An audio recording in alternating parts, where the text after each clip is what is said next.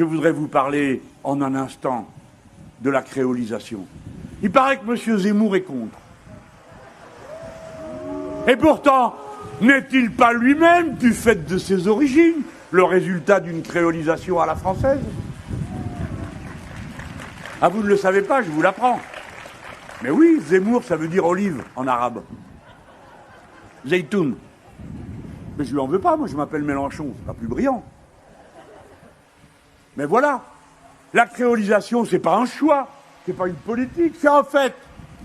Regardez Huguette Bello, l'a demandé à personne, ni Younous Omarjee, ni les autres. C'est la vie qui fait ça, ne confondez pas avec le métissage. Le métissage a une dimension plus biologique. Moi je vous parle de créolisation. La créolisation, c'est, il faut d'abord qu'il y ait des gens différents pour qu'il y ait une créolisation. Et puis il faut qu'ils puissent rester différents, parce que sinon ça s'appelle l'uniformisation et vous parlez avec les murs.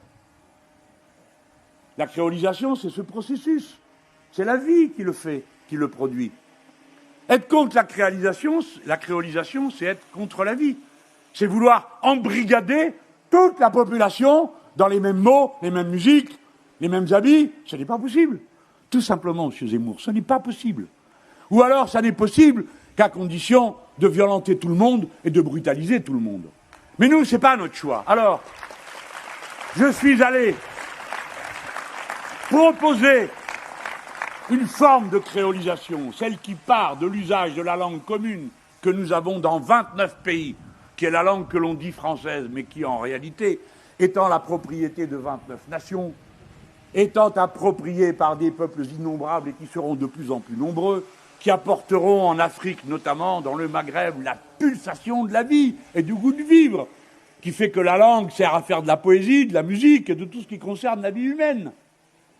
Eh bien, je suis allé devant 500 jeunes gens au Burkina Faso pour leur dire « Je vous propose une francophonie des peuples.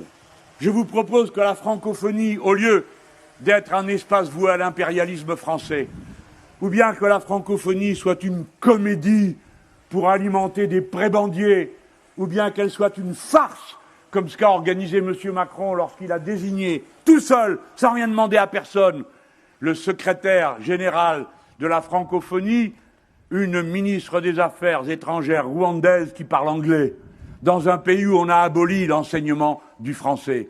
J'appelle ça une farce cruelle et triste qui a meurtri et brutalisé les Africains qui ont en commun la langue qui n'appartient pas aux Français, mais à tous ceux qui la parlent.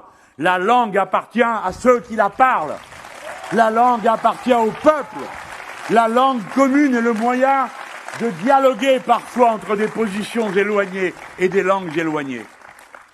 Eh bien, vous voyez avec quel sérieux. Je l'ai fait devant 500 jeunes gens qui, je me permets de vous le dire, et peut-être que je serais le même comme eux, si j'avais comme eux 20 ans, et qui me regardaient avant toute chose comme un Français, et qui avaient envie de me faire le reproche de ce que fait ma patrie. Hélas, quand elle se confond avec les oligarques qui pillent, qui violent, qui saccagent dans tous ces pays, au lieu de se vouer, comme nous voulons le faire, à l'unité, à l'harmonie, au rassemblement, au respect de la diversité. Écoutez-moi bien, si la langue que nous avons en commun est le moyen d'un échange entre les êtres humains, alors elle est un moyen de créolisation, et notamment sur le continent africain, en face duquel nous nous trouvons tant par le rivage méditerranéen que par la présence dans l'océan Indien en face de l'Afrique. Eh bien, cette présence peut permettre un espace de créolisation qui ne soit pas celui que dessine la langue anglaise aujourd'hui, qui n'est plus vraiment la langue anglaise, mais une sorte de globish, qui se parle dans les aéroports, les boutiques de souvenirs et les informations sur la manière de sauter de l'avion, quand ça tourne mal. Eh bien, ce serait un chemin alternatif à cette forme de créolisation. Voilà pourquoi, ne doutez pas de vous-même. La patrie des Français est grande.